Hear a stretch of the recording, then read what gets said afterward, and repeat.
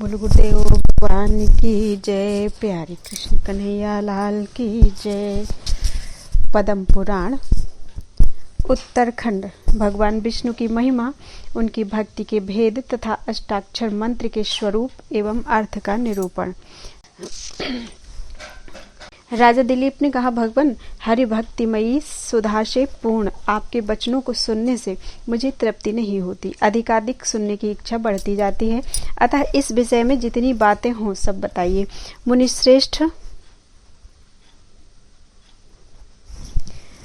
इस भयानक संसार रूपी वन में आध्यात्मिक आदि तीनों तापों के दावानल की महाज्वाला से संतप्त हुए मनुष्यों के लिए श्री हरि भक्तिमयी सुधा के समुद्र को छोड़कर दूसरा कौन सा आश्रय हो सकता है। महामुनि मुनिजन जिनकी सदा उपासना करते हैं, परमात्मा की भक्ति के उन विभिन्न रूपों को इस समय विस्तार के साथ बतलाइए। वशिष्ठ जी ने कहा, राजेंद्र तुम्हारा प्रश्न बहुत उत्तम है। यह मनुष्यों को संसार सागर के पार उतारने वाला है। भगवान विष्णु की भक्ति नित्य सुख देती है। प्राचीन काल में कैलाश पर्वत के शिखर पर भगवती पार्वती जी ने लोक पूजित भगवान शंकर से इसी महान प्रश्न को पूछा था। पार्वती जी बोली, देव देव, त्रिपुरासुर को मारने वाले महादेव सुरेश्वर, मुझे विष्णु भक्ति का उपदेश दीजिए जो सब प्राणियों को मुक्ति देने वाली है। श्री महादेव जी ने कहा, सब लोगों का हित चाहने वाली महादेवी, तुम्हें साधुवाद। तुम जो भगवान लक्ष्मीपति के उत्तम महात्म्य के विषय में प्रश्न करती हो, यह बहुत ही उत्तम है। पार्वती, तुम धन्य हो, पुण्यात्मा हो और भगवान विष्णु की भक्त हो। तुम्हारा कल्याण हो। मैं तुम्हारे शील, रूप और गुणों से सदा ही संतुष्ट रहता हूँ। गिरिजे, मैं उत्तम भगवती भगवान विष्णु के स्वरूप तथा उनके मंत्रों के विधान का वर्णन करता हूँ। सुनो, भगवान नारायण ही परमार्थ तत्व हैं। वे ही विष्णु, वासुदेव, सनातन परमात्मा, परब्रह्म, परम ज्योति, परात्पर, अच्युत पुरुष, कृष्ण, शाश्वत, शिव, ईश्वर, नित्य, सर्वगत, स्थाणु, रुद्र, साक्षी, प्रजापति, यज्ञ, साक्षात यज्ञपति, ब्रह्मणस्पति, हिरण्यगर्भ, सविता, लोककर्ता, लोकपालक और विभु आदि नामों से पुकारे जाते हैं। वे भगवान विष्णु आ अक्षर के वाच्य, लक्ष्मी से संपन्न, लीला के स्वामी तथा सबके प्रभु हैं। अन्न से जिसकी उत्पत्ति होती है उस जीव समुदाय के तथा अमृत तत्व मोक्ष के भी स्वामी हैं। वे विश्वात्मा, सहस्रों मस्तक वाले, सहस्रों नेत्र वाले और सहस्रों पैर वाले हैं। उनका कभी अंत नहीं होता, इसलिए वे अनंत कहलाते हैं। लक्ष्मी के पति होने से श्रीपति नाम धारण करते हैं। योगी जन उनमें रमण करते हैं, इसलिए उनका नाम राम है। वे समस्त गुणों को धारण करते हैं तथापि निर्गुण हैं। महान है, वे समस्त लोकों के ईश्वर, श्रीमान, सर्वज्ञ तथा सब ओर मुख वाले हैं। पार्वती, उन लोक प्रधान जगदीश्वर भगवान वासुदेव के महात्म्य का जितना मुझसे हो सकेगा वर्णन करता हूँ। वास्तव में तो मैं, ब्रह्मा जी और संपूर्ण देवता मिलकर भी उनका पूरा वर्णन नहीं कर सकते। संपूर्ण उपनिषदों में भगवान की महिमा का ही प्रतिपादन है तथा वेदांत में उन्हीं को परमार्थ तत्व निश्चित किया गया है। अब मैं भगवान की उपासना के पृथक पृथक भेद बतलाता हूँ। सुनो, भगवान का अर्चन, उनके मंत्रों का जप, स्वरूप का ध्यान, नामों का स्मरण, कीर्तन, श्रवण, वंदन, चरण सेवन, चरणोदक सेवन, उनका प्रसाद ग्रहण करना, भगवत भक्तों की सेवा करना, द्वादशी व्रत का पालन तथा तुलसी का वृक्ष लगाना, ये सब देवादिदेव भगवान विष्णु की भक्ति है जो भवबंधन से छुटकारा दिलाने वाली है। संपूर्ण देवताओं के तथा मेरे लिए भी पुरुषोत्तम श्री हरि ही पूजनीय हैं। ब्राह्मणों के लिए तो वे विशेष रूप से पूज्य हैं। अतः ब्राह्मणों को उचित है कि वे प्रतिदिन विधि पूर्वक श्री हरि का पूजन करें। श्रेष्ठ द्विज को अष्टाक्षर मंत्र का अभ्यास करना चाहिए। प्रणव को मिलाकर ही वह मंत्र अष्टाक्षर कहा गया है। मंत्र है ओम नमो नारायणाय। इस प्रकार इस मंत्र को अष्टाक्षर जानना चाहिए। यह सब मनोरथों की सिद्धि और सब दुखों का नाश करने वाला है। इसे सर्व मंत्र स्वरूप और शुभ कारक माना गया है। इस मंत्र के ऋषि और देवता लक्ष्मीपति भगवान नारायण ही हैं। छंद दैवी गायत्री है। प्रणव को इसका बीज कहा गया है। भगवान से कभी विलग न होने वाली भगवती लक्ष्मी को ही विद्वान पुरुष इस मंत्र की शक्ति कहते हैं। इस मंत्र का पहला पद ओम, दूसरा पद नमः और तीसरा पद नारायणाय है। इस प्रकार यह 3 पदों का मंत्र बतलाया गया है। प्रणव में 3 अक्षर हैं, अकार, उकार और मकार। प्रणव को तीनों वेदों का स्वरूप बतलाया गया है। भगवान विष्णु, यह ब्रह्म का निवास स्थान है। आकार से भगवान विष्णु का और उकार से भगवती लक्ष्मी का प्रतिपादन होता है। मकार से उन दोनों के दासभूत जीवात्मा का कथन है जो 25वां तत्व है। किसी किसी के मत में उकार अवधारणवाची है। इस पक्ष में भी श्री तत्व का प्रतिपादन उकार के ही द्वारा किया जाता है। जैसे सूर्य की प्रभा सूर्य से कभी अलग नहीं होती, उसी प्रकार भगवती लक्ष्मी श्री विष्णु से नित्य संयुक्त रहती हैं। आकार से जिनका बोध कराया जाता है वे लक्ष्मीपति भगवान विष्णु कारण के भी कारण हैं, संपूर्ण जीवात्माओं के प्रधान अंगी हैं, जगत के बीज हैं और परम पुरुष हैं। वे ही जगत के कर्ता, पालक, ईश्वर और लोक के बंधु बांधव हैं तथा उनकी मनोरमा पत्नी लक्ष्मी संपूर्ण जगत की माता, अधीश्वरी और आधार शक्ति हैं। वे नित्य हैं और श्री विष्णु से कभी विलग नहीं होती। उकार से उन्हीं के तत्वों का बोध कराया जाता है। मकार से इन दोनों के दास जीवात्मा का कथन है, जिसे विद्वान पुरुष क्षेत्रज्ञ कहते हैं। यह ज्ञान का आश्रय और ज्ञान रूपी गुण से युक्त है। इसे चित्त और प्रकृति से परे माना गया है। यह अजन्मा, निर्विकार, एक रूप स्वरूप का भागी, अणु, नित्य, अव्यापक, चिदानंद स्वरूप, अहम पद का अर्थ अविनाशी, क्षेत्र यानी शरीर का अधिष्ठाता, भिन्न भिन्न रूप धारण करने वाला, सनातन, जलाने, काटने, गलाने और सुखाने में न आने वाला तथा अविनाशी है। ऐसे गुणों से युक्त जो जीवात्मा है वह सदा परमात्मा का अंगभूत है। वह केवल श्रीहरि का ही दास है और किसी का नहीं। इस प्रकार मध्यम अक्षर उकार के द्वारा जीव के दास भाव का ही अवधारण किया जाता है। इस तरह प्रणव का अर्थ जानना चाहिए। प्रणव का अर्थ स्पष्ट हो जाने पर शेष मंत्र के द्वारा परमात्मा के दासभूत जीव की परतंत्रता ही सिद्ध होती है। वह कभी स्वतंत्र नहीं होता, अतः अपनी स्वतंत्रता के महान अहंकार को मन से दूर कर देना चाहिए। अहंकार बुद्धि से जो कर्म किया जाता है उसका भी निषेध है। मनस यानी मन शब्द में जो मकार है वह अहंकार का वाचक है और नकार उसका निषेध करने वाला है। अतः मन से ही जीव के लिए अहंकार त्याग की प्रेरणा मिलती है। अहंकार से युक्त मनुष्य को तनिक भी सुख नहीं मिलता। जिसका चित्त अहंकार से मोहित होता है वह घोर अंधकार से पूर्ण नरक में गिरता है। इसलिए मन के द्वारा क्षेत्रज्ञ की स्वतंत्रता का निषेध किया गया है। वह भगवान के अधीन है, भगवान के अधीन ही उसका जीवन है। अतः चेतन जीवात्मा किसी साधन का स्वतंत्र करता नहीं है। ईश्वर के संकल्प से ही संपूर्ण चराचर जगत अपने अपने व्यापार में लगा है। अतः जीव अपने सामर्थ्य पर निर्भर रहना छोड़ दे। ईश्वर के सामर्थ्य से उसके लिए कुछ भी अलभ्य नहीं है। अपना सारा भार भगवान लक्ष्मीपति को सौंपकर उनकी आराधना के ही कर्म करे। श्रीहरि परमात्मा है, मैं सदा उनका दास बना रहूं। इस भाव से स्वेच्छा पूर्वक अपने आत्मा को ईश्वर की सेवा में लगाना चाहिए। इस प्रकार मन के द्वारा अहंता ममता का त्याग करना उचित है। देह में जो अहम बुद्धि होती है वही संसार बंधन का मूल कारण है, वही कर्मों के बंधन में डालती है। अतः विद्वान पुरुष अहंकार को त्याग दे। पार्वती, अब मैं नारायण शब्द की व्याख्या करता हूँ। सुबह नर अर्थात जीवों के समुदाय को नार कहते हैं। उन नार शब्दवाच्य जीवों के अयन गति अर्थात आश्रय परम पुरुष श्री विष्णु हैं। अतः वे नारायण कहलाते हैं। अथवा नार यानी जीव उन भगवान के अयन निवास स्थान है, इसलिए भी उन्हें नारायण कहा जाता है। जड़ चेतन स्वरूप जितने भी जगत देखा या सुना जाता है उसको पूर्ण रूप से व्याप्त करके भगवान नित्य विराजमान है, इसलिए उनका नाम नारायण है। जो कल्प के अंत में संपूर्ण जगत को अपना ग्रास बनाकर अपने ही भीतर धारण करते हैं और सृष्टि के आरंभ काल में पुनः सबकी सृष्टि करते हैं, वे भगवान नारायण कहे गए हैं। संपूर्ण चराचर जगत नार कहलाता है। उसको जिनका संग नित्य प्राप्त है अथवा उसे जिनके द्वारा उत्तम गति प्राप्त होती है उन्हें नारायण कहते हैं। जल से फेन की भांति जिनसे संपूर्ण लोक उत्पन्न होते हैं और पुनः जिनमें लीन हो जाते हैं उन भगवान को नारायण कहा गया है। जो अविनाशी पद, नित्य स्वरूप तथा नित्य प्राप्त भोगों से संपन्न है, साथ ही जो संपूर्ण जगत का शासन करने वाले हैं, उन भगवान का नाम नारायण है। दिव्य, एक, सनातन और अपनी महिमा से कभी च्युत न होने वाले श्री हरि ही नारायण कहलाते हैं। दृष्टा और दृश्य, श्रोता और श्रोतव्य, स्पर्श करने वाला और स्पर्श्य, ध्याता और ध्येय, वक्ता और वाच्य तथा ज्ञाता और ज्ञेय, जो कुछ भी जड़ चेतनमय जगत है वह सब लक्ष्मीपति श्री हरि ही हैं, जिन्हें नारायण कहा गया है। वे सहस्रों मस्तक वाले अंतर्यामी पुरुष, सहस्रों नेत्रों से युक्त तथा सहस्रों चरणों वाले हैं। भूत और वर्तमान सब कुछ नारायण श्री हरि ही हैं।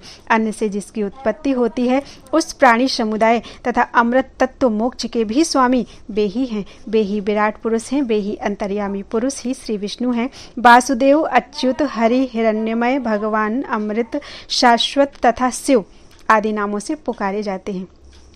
वे ही संपूर्ण जगत के पालक और सब लोगों पर शासन करने वाले ईश्वर हैं। वे हिरण्यमय अंड को उत्पन्न करने के कारण हिरण्य गर्भ और सबको जन्म देने के कारण सविता हैं। उनकी महिमा का अंत नहीं है, इसलिए वे अनंत कहलाते हैं। वे महान ऐश्वर्य से संपन्न होने के कारण महेश्वर हैं। उन्हीं का नाम षड्विध ऐश्वर्य से युक्त और पुरुष है।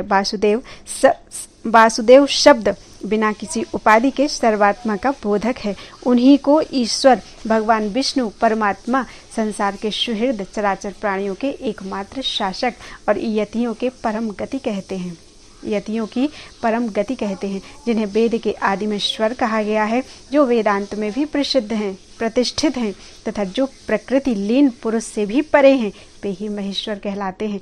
प्रणव का जो आकार है वह श्री विष्णु ही हैं और जो विष्णु हैं वे ही नारायण हरि हैं। उन्हीं को नित्य पुरुष परमात्मा और महेश्वर कहते हैं। मुनियों ने उन्हें ही ईश्वर नाम दिया है।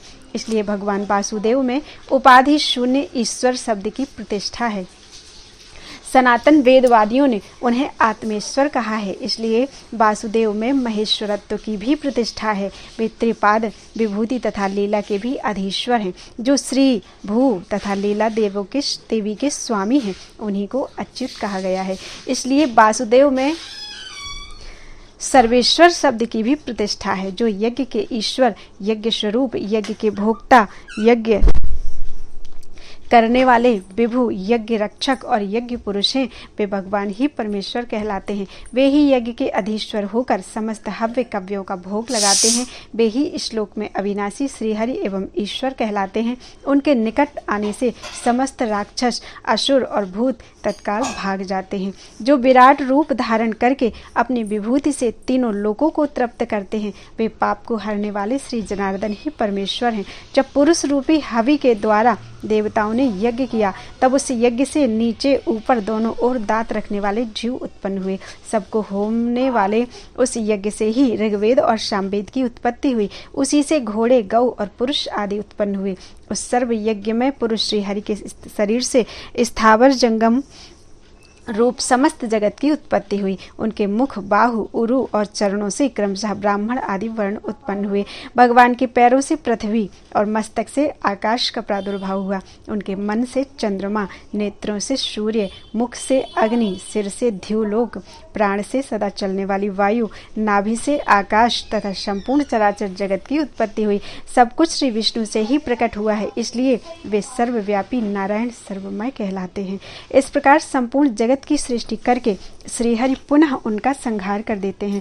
ठीक उसी तरह जैसे मकड़ी अपने से प्रकट हुए तंतुओं को पुनः अपने में ही लीन कर लेती है। ब्रह्मा, इंद्र, रुद्र, वरुण और यम सभी देवताओं को अपने वश में करके उनका संहार करते हैं, इसलिए भगवान को हरि कहा जाता है। जब सारा जगत प्रलय के समय एक अर्णव में निमग्न हो जाता है, उस समय वे सनातन पुरुष श्री हरि संसार को अपने उदर में स्थापित करके स्वयं मायामय बट वृक्ष के पत्र पर शयन करते हैं। कल्प के आरंभ में एकमात्र सर्वव्यापी एवं अविनाशी भगवान नारायण ही थे। उस समय न ब्रह्मा थे, न रुद्र, न देवता थे, न महर्षि। ये पृथ्वी, आकाश, चंद्रमा, सूर्य, नक्षत्र, लोक तथा महत्तत्व से आवृत ब्रह्मांड भी नहीं थे। श्री हरि ने समस्त जगत का संहार करके सृष्टि काल में पुनः उसकी सृष्टि की, इसलिए उन्हें नारायण कहा गया है। उनकी पार्वती नारायणायण इस चतुर्थ्यंत पद से जीव के दास भाव का प्रतिपादन होता है। ब्रह्मा आदि संपूर्ण जगत भगवान का ही दास है। पहले इस अर्थ को समझकर पीछे मंत्र का प्रयोग करना चाहिए। मंत्र के अर्थ को न जानने से सिद्धि नहीं प्राप्त होती। बोल वृंदावन बिहारी लाल की जय। श्री विष्णु और लक्ष्मी के स्वरूप, गुण, धाम एवं विभूतियों का वर्णन। पार्वती जी बोली, देवेश्वर आप मंत्रों के अर्थ और पदों की महिमा को विस्तार के साथ बतलाइए। साथ ही ईश्वर के स्वरूप, गुण, विभूति, श्री विष्णु के परम धाम तथा व्यूह भेदों का भी यथार्थ रूप से वर्णन कीजिए। महादेव जी ने कहा, देवी सुनो, मैं परमात्मा के स्वरूप, विभूति, गुण तथा अवस्थाओं का वर्णन करता हूँ। भगवान के हाथ, पैर और नेत्र संपूर्ण विश्व में व्याप्त हैं।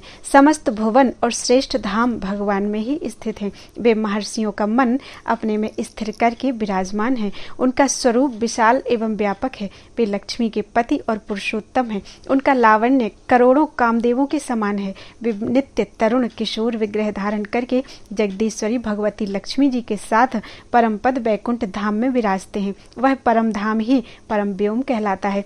परम व्योम ऐश्वर्य का उपभोग करने के लिए है और यह संपूर्ण जगत लीला करने के लिए। इस प्रकार भोग भूमि और क्रीड़ा भूमि के रूप में श्री विष्णु की दो विभूतियां स्थित हैं। जब वे लीला का उपसंहार करते हैं तब भोग भूमि में उनकी नित्य स्थिति होती है। भोग और लीला दोनों को वे अपनी शक्ति से ही धारण करते हैं। भोग भूमि या परम धाम त्रिपाद विभूति से व्याप्त है, अर्थात भगवत विभूति के 3 अंशों में उसकी स्थिति है और इस लोक में जो कुछ भी है वह भगवान की पाद विभूति के अंतर्गत है। परमात्मा की त्रिपाद विभूति नित्य और पाद विभूति अनित्य है। परम धाम में भगवान का जो शुभ विग्रह विराजमान है वह नित्य है। वह कभी अपनी महिमा से च्युत नहीं होता। उसे सनातन एवं दिव्य माना गया है। वह सदा तरुणावस्था से सुशोभित रहता है। वह भगवान को भगवती श्रीदेवी और भूदेवी के साथ नित्य संभोग प्राप्त है। जगन्माता लक्ष्मी भी नित्य रूपा हैं, श्री विष्णु से कभी पृथक नहीं होती। जैसे भगवान विष्णु सर्वत्र व्याप्त हैं, उसी प्रकार भगवती लक्ष्मी भी हैं। पार्वती श्री विष्णु पत्नी रमा संपूर्ण जगत की अधीश्वरी और नित्य कल्याणमयी हैं। उनके भी हाथ, पैर, नेत्र, मस्तक और मुख सब ओर व्याप्त हैं। वे भगवान नारायण की शक्ति, संपूर्ण जगत की माता और सबको आश्रय प्रदान करने वाली हैं। स्थावर जंगम रूप सारा जगत उनके कृपा कटाक्ष पर भी निर्भर है। विश्व का पालन और संहार उनके नेत्रों के खुलने और बंद होने से ही हुआ करते हैं। वे महालक्ष्मी सबकी आदिभूता, त्रिगुणमयी और परमेश्वरी हैं। व्यक्त और अव्यक्त भेद से उनके 2 रूप हैं। वे उन दोनों रूपों से संपूर्ण विश्व को व्याप्त करके स्थित हैं। जल आदि रस के रूप से वे ही लीला में देह धारण करके प्रकट होती हैं। लक्ष्मी रूप में वे आकर वे धन प्रदान करने की अधिकारिणी होती हैं। ऐसे स्वरूप वाली लक्ष्मी देवी श्रीहरि के आश्रय में रहती हैं। संपूर्ण वेद तथा उनके द्वारा जानने योग्य जितनी वस्तुएं हैं वे सब श्री लक्ष्मी के ही स्वरूप हैं। स्त्री रूप में जो कुछ भी उपलब्ध होता है वह सब लक्ष्मी का ही विग्रह कहलाता है। स्त्रियों में जो सौंदर्य, शील, सदाचार और सौभाग्य स्थित है वह सब लक्ष्मी का ही रूप है। पार्वती भगवती लक्ष्मी समस्त स्त्रियों की शिरोमणि हैं, जिनकी कृपा कटाक्ष के पड़ने मात्र से ब्रह्मा, शिव, देवराज, इंद्र, चंद्रमा, सूर्य, कुबेर, यमराज तथा अग्निदेव प्रचुर ऐश्वर्य प्राप्त करते हैं। उनके नाम इस प्रकार हैं: लक्ष्मी, श्री, कमला, विद्या, माता, विष्णुप्रिया, सती, पद्मालया, पद्महस्ता, पद्माक्षी, पद्मसुंदरी, भूतेश्वरी, नित्या, सत्या, सर्वगता, शुभा, विष्णुपत्नी, महादेवी, क्षीरोदतनया, क्षीरसागर की कन्या, रमा, अनंत लोकनाभि अर्थात अनंत लोकों की उत्पत्ति का केंद्र स्थान, भू, लीला, सर्व सुख प्रदा, रुक्मिणी, सर्ववेदवती, सरस्वती, गौरी, शांति, स्वाहा, स्वधा, रति, नारायण बरारोहा अर्थात श्री विष्णु की सुंदरी पत्नी तथा विष्णोर नित्यानुपायिनी अर्थात सदा श्री विष्णु के समीप रहने वाली। जो प्रातःकाल उठकर इन संपूर्ण नामों का पाठ करता है उसे बहुत बड़ी संपत्ति तथा विशुद्ध धन धान्य की प्राप्ति होती है। हिरण्यवर्णां हरिणीं सुवर्ण रजत स्रजां चंद्रां हिरण्यमयीं लक्ष्मी विष्णोर्नपगामिनीं गंधद्वारां दुराधर्षां नित्यपुष्टां करीषिणीं ईश्वरीं सर्वभूतानां तमिहोपह्वये श्रियम, जिनके श्री अंगों का रंग सुवर्ण के समान सुंदर एवं गौर है, जो सोने चांदी के हारों से सुशोभित और सबको आह्लादित करने वाली हैं। भगवान श्री विष्णु से जिनका कभी वियोग नहीं होता, जो स्वर्णमयी कांति धारण करती हैं, उत्तम लक्षणों से विभूषित हैं,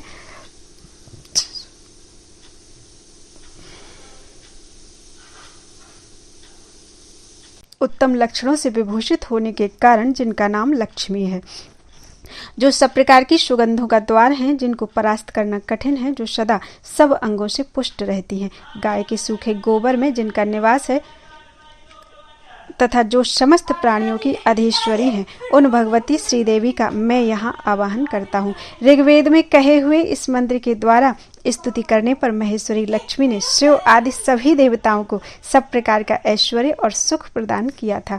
श्री विष्णु पत्नी लक्ष्मी सनातन देवता हैं। वे ही इस जगत का शासन करती हैं। संपूर्ण चराचर जगत की स्थिति उन्हीं के कृपा कटाक्ष पर निर्भर है। अग्नि में रहने वाली प्रभा की भांति भगवती लक्ष्मी जिनके वक्ष स्थल में निवास करती हैं, वे भगवान विष्णु सबके ईश्वर, परम शोभा संपन्न, अक्षर एवं अविनाशी पुरुष हैं। वे श्री नारायण वात्सल्य गुण के समुद्र हैं, सबके स्वामी, सुशील, सुभग, सर्वज्ञ, सर्वशक्तिमान, नित्य पूर्ण काम, स्वभावतः सबके सुहृद, सुखी, दया सुधा के सागर, समस्त देहधारियों के आश्रय, स्वर्ग और मोक्ष का सुख देने वाले और भक्तों पर दया करने वाले हैं। उन श्री विष्णु को नमस्कार है। वे संपूर्ण देश काल आदि अवस्थाओं में पूर्ण रूप से भगवान का दासत्व स्वीकार करता हूँ। इस प्रकार स्वरूप का विचार करके सिद्धि प्राप्त पुरुष अनायास ही दास भाव को प्राप्त कर लेता है। यही पूर्वोक्त मंत्र का अर्थ है। इसको जानकर भगवान में भली भांति भक्ति करनी चाहिए। यह चराचर जगत भगवान का दास ही है। श्री नारायण इस जगत के स्वामी, प्रभु, ईश्वर, भ्राता, माता, पिता, बंधु, निवास, शरण और गति हैं। भगवान लक्ष्मीपति कल्याणमय गुणों से युक्त और समस्त कामनाओं का फल प्रदान करने वाले हैं। वे ही जगदीश्वर शास्त्रों में निर्गुण कहे गए हैं। निर्गुण शब्द से यही बताया गया है कि भगवान प्रकृति जन्य हे गुणों से रहित हैं।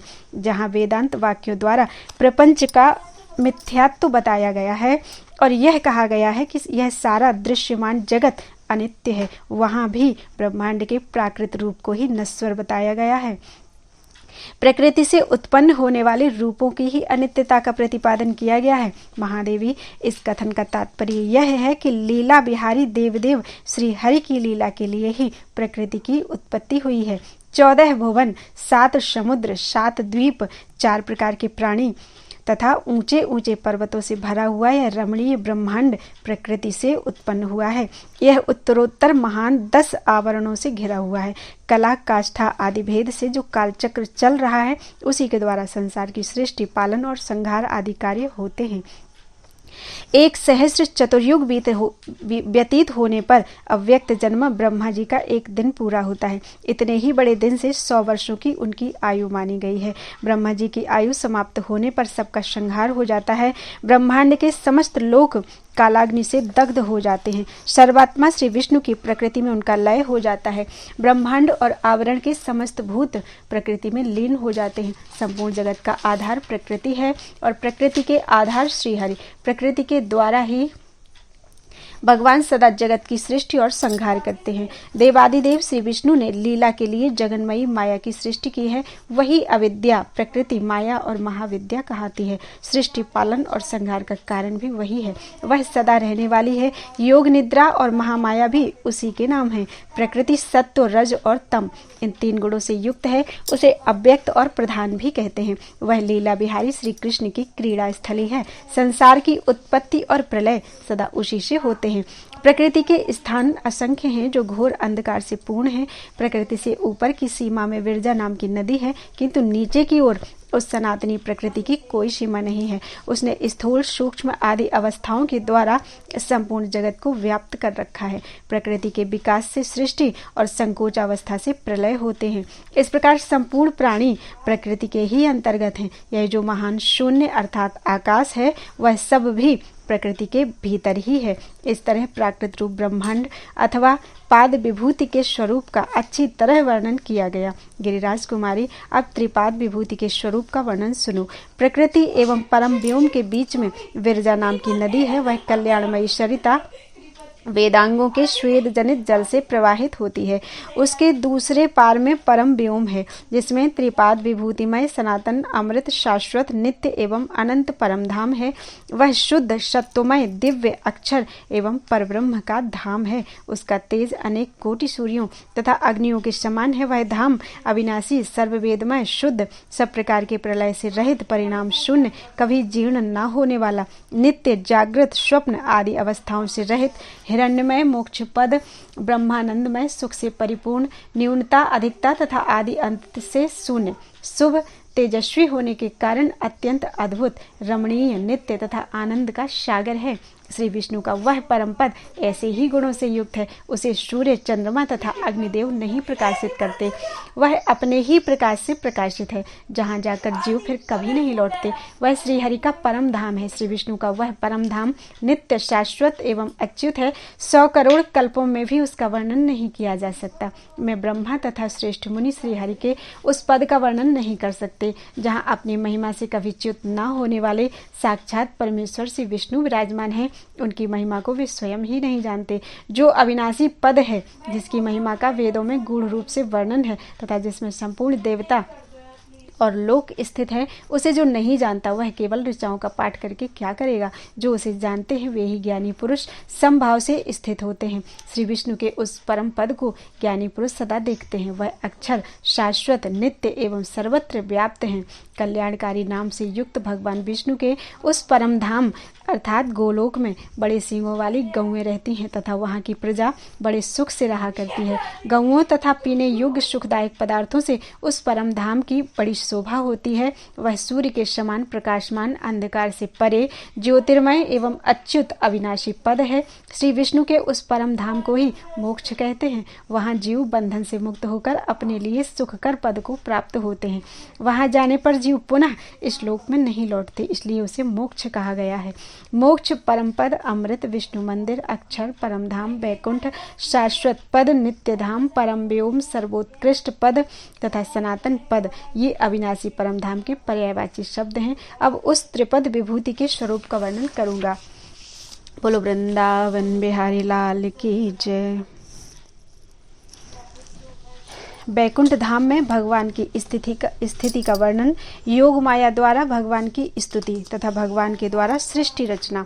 श्री महादेव जी कहते हैं, पार्वती, त्रिपाद विभूति के असंख्य लोक बताए गए हैं। वे सब के सब शुद्ध, सत्वमय, ब्रह्मानंदमय, सुख से परिपूर्ण, नित्य, निर्विकार, हेय गुणों से रहित, हिरण्यमय, शुद्ध, कोटि सूर्यों के समान प्रकाशमान, वेदमय, दिव्य तथा काम क्रोध आदि से रहित हैं। भगवान नारायण के चरण कमलों की भक्ति में ही रस लेने वाले पुरुष उनमें निवास करते हैं। वहाँ निरंतर शामगान की सुखदायिनी ध्वनि होती रहती है। ये सभी लोक उपनिषद स्वरूप, वेदमय, तेजों से युक्त तथा वेद स्वरूप स्त्री पुरुषों से भरे हैं। वेद के ही रस से भरे हुए सरोवर उनकी शोभा बढ़ाते हैं। श्रुति, स्मृति और पुराण आदि भी उन लोकों के स्वरूप हैं। उनमें दिव्य वृक्ष भी सुशोभित होते हैं। उनके विश्वविख्यात स्वरूप का पूरा पूरा वर्णन मुझसे नहीं हो सकता। विरजा और परम व्योम के बीच का जो स्थान है उसका नाम केवल है। वही अव्यक्त ब्रह्म के उपासकों के उपभोग में आता है। वहाँ वह आत्मानंद का सुख प्रदान करने वाला है। उस स्थान को केवल, परम पद, निश्रेयस, निर्वाण, कैवल्य और मोक्ष कहते हैं। जो महात्मा भगवान लक्ष्मीपति के चरणों की भक्ति और सेवा के रस का उपभोग करके पुष्ट हुए हैं, वे महान सौभाग्यशाली भगवत चरण सेवक पुरुष श्री विष्णु के परम धाम में जाते हैं, जो ब्रह्मानंद प्रदान करने वाला है। उसका नाम है बैकुंठ धाम। वह अनेक जनपदों से व्याप्त है। श्रीहरि उसी में निवास करते हैं। वह रत्नमय प्राकारों, विमानों तथा मणिमय महलों से सुशोभित है। उस धाम के मध्य भाग में दिव्य नगरी है, जो अयोध्या कहलाती है तथा जो 4 दीवारियों से ऊंचे दरवाजों से घिरी है। उसमें मणियों तथा सुवर्णों के चित्र बने हैं। उस अयोध्यापुरी के 4 दरवाजे हैं तथा ऊंचे ऊंचे गोपुर उसकी शोभा बढ़ाते हैं। चंड आदि द्वारपाल आदि कुमुद आदि दिक्पाल उसकी रक्षा में रहते हैं। पूर्व के दरवाजे पर चंड और प्रचंड, दक्षिण द्वार पर भद्र और सुभद्र, पश्चिम द्वार पर जय और विजय तथा उत्तर के दरवाजे पर धाता और विधाता नामक द्वारपाल रहते हैं। कुमुद, कुमुदाक्ष, पुंडरीक, वामन, शंकुकर्ण, सर्वनिद्र, सुमुख और सुप्रतिष्ठित, ये उस नगरी के दिक्पाल बताए गए हैं। पार्वती, उस पुरी में कोटि कोटि अग्नि के समान तेजोमय ग्रहों की पंक्तियां शोभा पाती हैं। उनमें तरुण अवस्था वाले दिव्य नर नारी निवास करते हैं।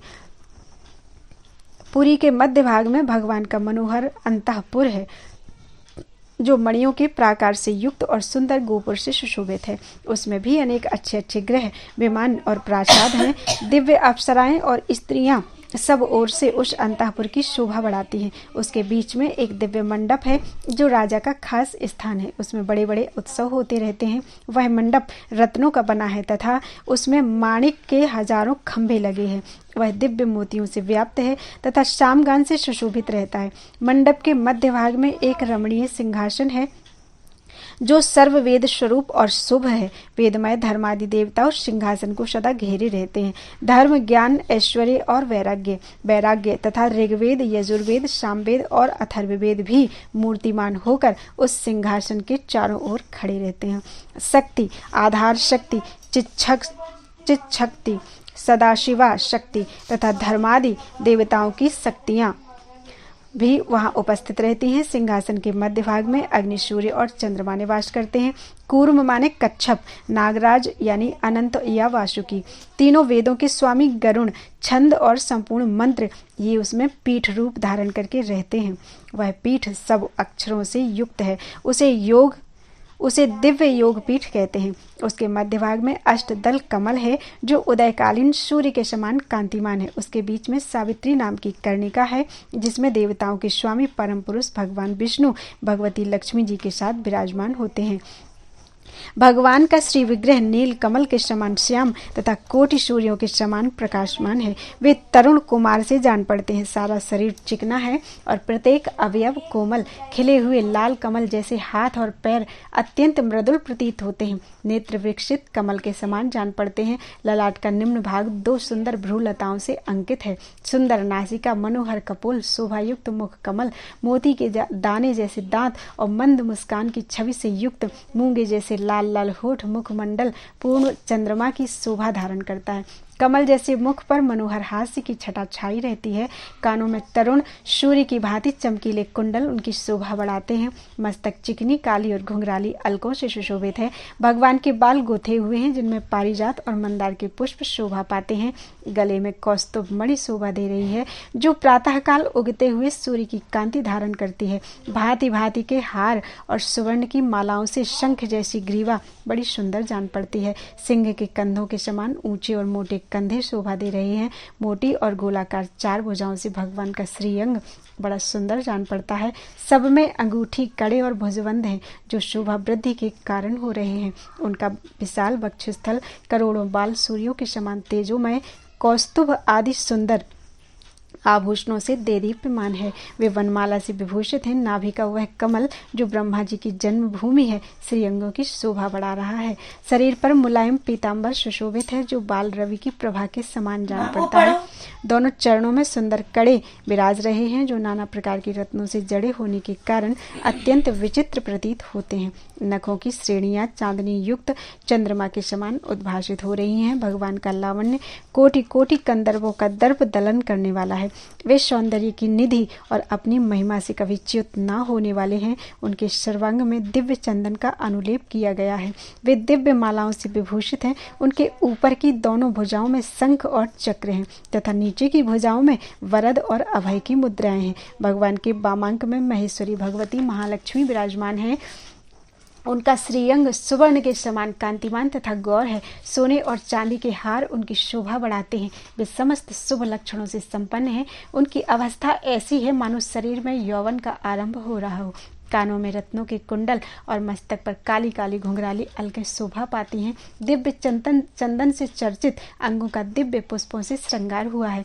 केसों में मंदार, केतकी और चमेली के फूल गुथे हुए हैं। सुंदर भौहें, मनोहर नासिका और शोभायमान कटिभाग है। पूर्ण चंद्रमा के समान मनोहर मुख कमल पर मंद मुस्कान की छटा छा रही है। बाल रवि के समान चमकीले कुंडल कानों की शोभा बढ़ा रहे हैं। तपाए हुए सुवर्ण के समान शरीर की कांति और आभूषण है। 4 हाथ हैं जो सुवर्णमय कमलों से विभूषित हैं। भांति भांति के विचित्र रत्नों से युक्त सुवर्णमय कमलों की माला, हार, केयूर, कड़े और अंगूठियों से श्रीदेवी सुशोभित हैं।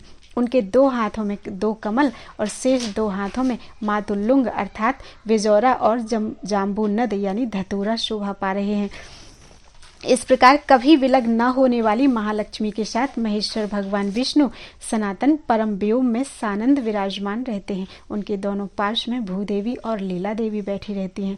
आठों दिशाओं में अष्टदल कमल के एक एक दल पर क्रमशः बिमला आदि शक्तियां सुशोभित होती हैं। उनके नाम ये हैं: बिमला, उत्कर्षिणी, ज्ञाना, क्रिया, योगा, प्रभवी, सत्या तथा ईशाना। ये सब परमात्मा श्रीहरि की पटरानियां हैं, जो सब प्रकार के सुंदर लक्षणों से संपन्न हैं।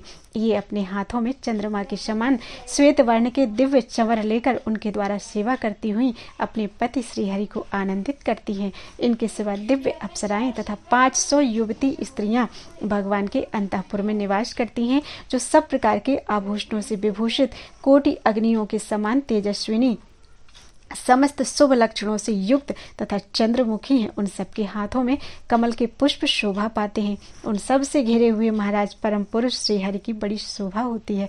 अनंत शेषनाग, गरुण तथा सेनानी आदि देवेश्वरों, अन्य अन्य पार्षदों तथा नित्य मुक्त भक्तों से सेवित होकर रमा सहित परम पुरुष श्री विष्णु भोग और ऐश्वर्य के द्वारा सदा आनंद मग्न रहते हैं। इस प्रकार बैकुंठ धाम के अधिपति भगवान नारायण अपने परम पद में रमण करते हैं। पार्वती, अब मैं भगवान के भिन्न भिन्न व्यूहों और लोकों का वर्णन करता हूँ। बैकुंठ धाम के पूर्व भाग में श्री वासुदेव का मंदिर है। अग्निकोण में लक्ष्मी का लोक है। दक्षिण दिशा में श्री शंकरषण का भवन है। नैऋत्य कोण में सरस्वती देवी का लोक है। पश्चिम दिशा में श्री प्रद्युम्न का मंदिर है। वायव्य कोण में रति का लोक है। उत्तर दिशा में श्री अनिरुद्ध का स्थान है और ईशान कोण में शांति लोक है। भगवान के परम धाम को सूर्य, चंद्रमा और अग्नि नहीं प्रकाशित करते। कठोर व्रतों का पालन करने वाले योगीजन वहां जाकर फिर इस संसार में नहीं लौटते। जो दो नामों के एक मंत्र अर्थात लक्ष्मी नारायण के जप में लगे रहते हैं, वे निश्चय ही उस अविनाशी पद को प्राप्त होते हैं। मनुष्य अनन्य भक्ति के साथ उक्त मंत्र का जप करके उस सनातन दिव्य धाम को अनायास ही प्राप्त कर लेते हैं। उनके लिए वह पद जैसा सुगम होता है, वैसा वेदों के अध्ययन, यज्ञ, दान, शुभ व्रत, तपस्या, उपवास तथा अन्य साधनों से भी नहीं होता। त्रिपाद विभूति में जहाँ भगवान परमेश्वर भगवती लक्ष्मी जी के साथ सदा आनंद का अनुभव करते हैं, वह संसार की आश्रयभूता महामाया ने वहां हाथ जोड़कर प्रकृति के साथ उनकी भांति भांति से स्तुति करके कहा, हे केशव, इन जीवों के लिए लोक और शरीर प्रदान कीजिए। सर्वज्ञ, आप पूर्व कल्पों की भांति अपनी लीलामयी विभूतियों का विस्तार कीजिए। जड़ चेतन में संपूर्ण चराचर जगत अज्ञान अवस्था में पड़ा है। आप लीला विस्तार के लिए इस पर दृष्टिपात कीजिए। परमेश्वर, मेरे तथा प्रकृति के साथ जगत की सृष्टि कीजिए। धर्म अधर्म, सुख दुख सबका संसार में प्रवेश करा के आप मुझे अपनी आज्ञा में रखकर शीघ्र ही लीला आरंभ कीजिए। श्री महादेव जी कहते हैं, माया देवी के इस प्रकार कहने पर परमेश्वर ने उसके भीतर जगत की सृष्टि आरंभ की। जो प्रकृति से परे पुरुष कहलाते हैं, वे अच्युत भगवान विष्णु ही प्रकृति में प्रविष्ट हुए। ब्रह्म स्वरूप श्री हरि ने प्रकृति से महत्तत्व को उत्पन्न किया, जो सब भूतों के आदि कारण है। महत से अहंकार का जन्म हुआ। यह अहंकार सत्वादि गुणों के भेद से 3 प्रकार का है, सात्विक, राजस और तामस। विश्वभावन परमात्मा ने उन गुणों से अर्थात तामस अहंकार से तन मात्राओं को उत्पन्न किया। तन मात्राओं से आकाश आदि 5 महाभूत प्रकट हुए, जिनमें क्रमशः एक एक गुण अधिक है। आकाश से वायु, वायु से अग्नि, अग्नि से जल और जल से पृथ्वी का प्रादुर्भाव हुआ। शब्द, स्पर्श, रूप, रस और गंध, ये क्रमशः आकाश आदि 5 भूतों के प्रधान गुण हैं।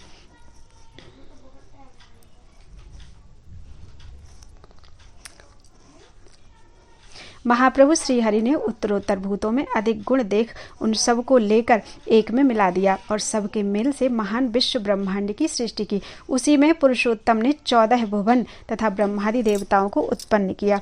पार्वती, देव, तिर्यक, मानव और स्थावर, यह 4 प्रकार का महासर्ग रचा गया। इन चारों सर्गों अथवा योनियों में जीव अपने अपने कर्मों के अनुसार जन्म लेते हैं।